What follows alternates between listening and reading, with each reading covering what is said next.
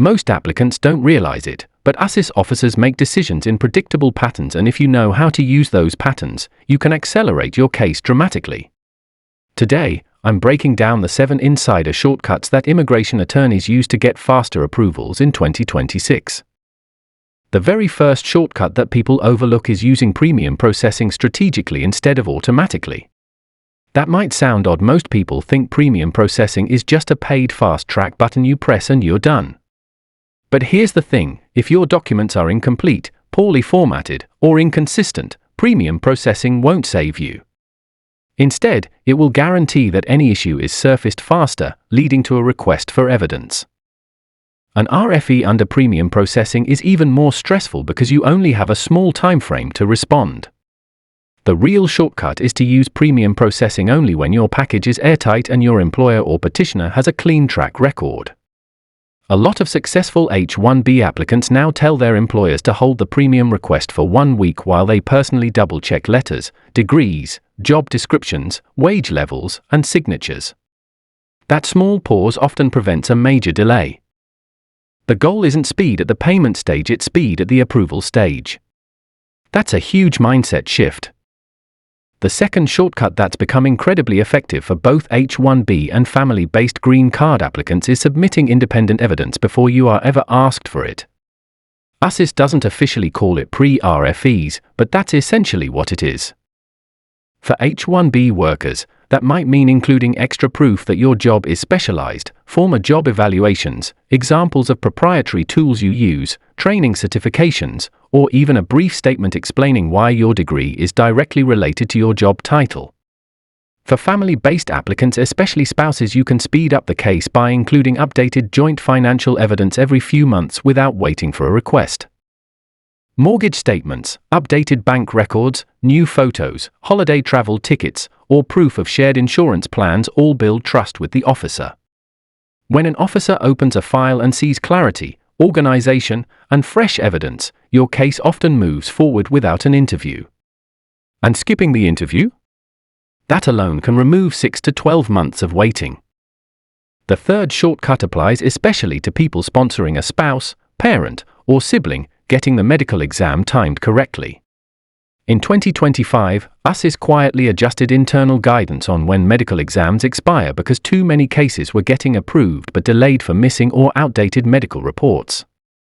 The shortcut for 2026 is this: don't rush the medical exam too early. Instead, wait until your case status shows active review. That is usually the point when officers start preparing the case for a final decision. If you complete the exam within 60 days of that stage, your medical report will likely still be valid when your case hits the officer's desk. Countless applicants make the mistake of doing it too early, only to be told months later that the exam has expired and needs to be redone. That's a quick way to add 3 or more unnecessary months to a case. Smart applicants time the exam to match case movement, not tradition. The fourth shortcut is something that doesn't get talked about a lot, but it's incredibly powerful: front-loading the financial and tax documents for family green card cases.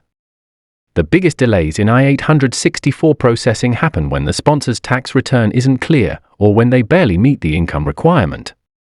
Officers are trained to issue RFEs at the slightest inconsistency. But here's the shortcut: if you're a sponsor who is close to the minimum income cutoff or has fluctuating self-employment income, submit more years of taxes than required. Instead of 1 year, submit 3. Instead of only an employment letter, include pay stubs covering the entire year to date. If you have multiple income streams, explain them in a 1-page summary so the officer doesn't have to dig. And when you prepare the packet, clearly label each section with easy-to-read tabs. Officers don't have time to figure out your financial life. When you make their job easy, cases fly.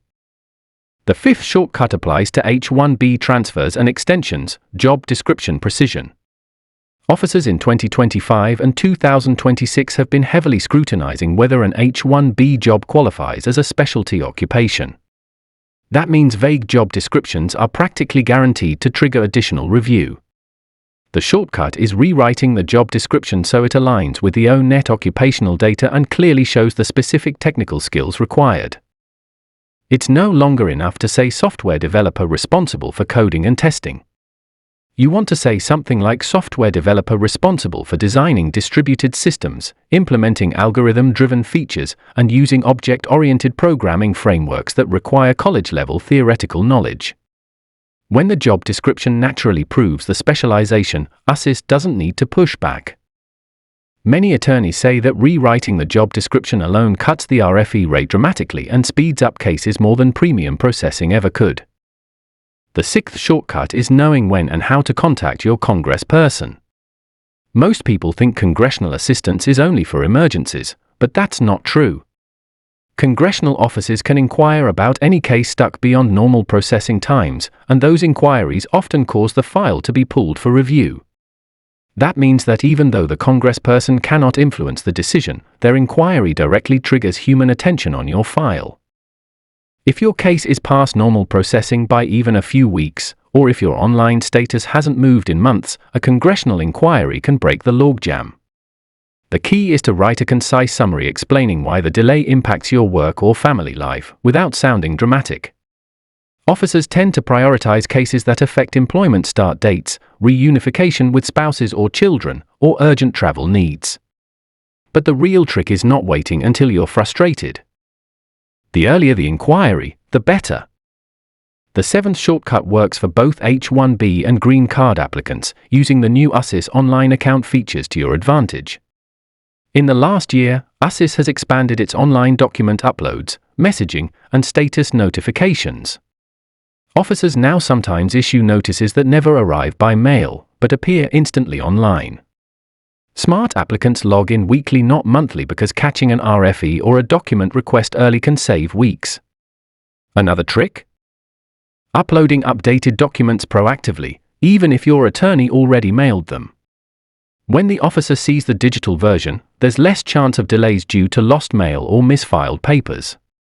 The online system is becoming the real case file. Treat it like your control center.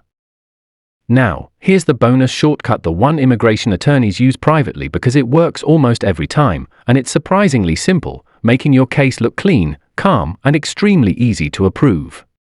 Officers handle dozens of cases per day, and when your application packet is chaotic, stuffed with random notes, or missing context, they slow down. But when your packet tells a clear, logical story, who you are, what you're applying for, and why you qualify, the officer moves quickly. This means writing short, professional cover letters, labeling evidence clearly, not overloading the file with unnecessary pages, and providing a simple timeline of events. Officers are humans. They prioritize cases that don't feel like puzzles. Here's something applicants rarely realize: the speed of your case isn't only determined by USCIS. It's determined by how easy you make it for an officer to approve your case without hesitation. Take marriage cases, for example. Couples who clearly show joint finances, consistent timelines, and shared responsibilities often get approved without interviews. And skipping the interview is the single biggest accelerator in the entire immigration system. Couples who dump hundreds of random screenshots and unorganized photos into their filing often face interviews and long delays, even if their relationship is completely real. The same thing is true for H-1Bs. Officers are looking to confirm that your job is legitimate, specialized, and consistent with your employer's business. If your employer's letter looks vague or generic, the officer has to ask more questions. If it's clear, specific, and organized, the approval is fast. The real shortcut is anticipating the officer's doubts before they arise and solving them in your initial submission. One more thing: timing matters. Many applicants don't realize that immigration cases move in waves, sometimes fast, sometimes slow. If you submit your case during a predictable slow wave, every shortcut I just mentioned becomes even more important because you're fighting against system-wide delays. In early 2026, we're expecting another fluctuation due to updated processing tools, USCIS staffing changes, and new priority workflows. The smart move is preparing your case as if the officer has zero extra time to figure you out. Because honestly, that's what's happening behind the scenes.